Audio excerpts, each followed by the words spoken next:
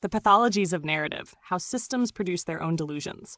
Every empire begins as a story, and every story, when repeated long enough, becomes a prison.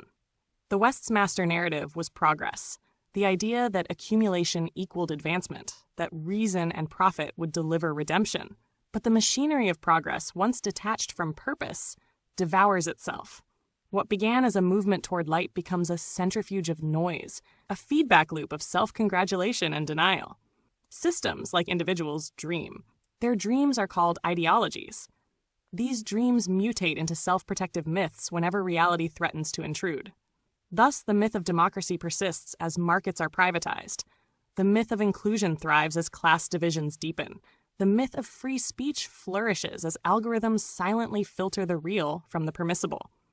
The theater of discourse becomes a form of anesthetic, a way of rehearsing freedom while performing obedience. Narratives, once viral, cannot stop. They must be fed with new enemies, new crusades, new performances of virtue. This is the logic of the surveillance state dressed as empathy, to perpetuate the spectacle of crisis while denying the crisis of meaning. The broken nations are blamed on their poor. Austerity is rebranded as discipline. Despair becomes the citizen's civic duty. In such conditions, cultural production does not illuminate. It camouflages. The academy rationalizes the absurd. The media aestheticizes collapse. The artist, unable to live outside the machine, becomes its sentimental ornament.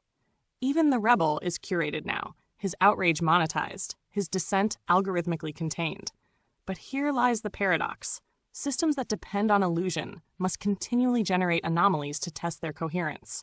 Every glitch, every heretic, every outlier becomes a stress test of the dominant code. The system needs its critics, not to change, but to sustain the illusion of change. It produces its own resistance, then sells it back as catharsis.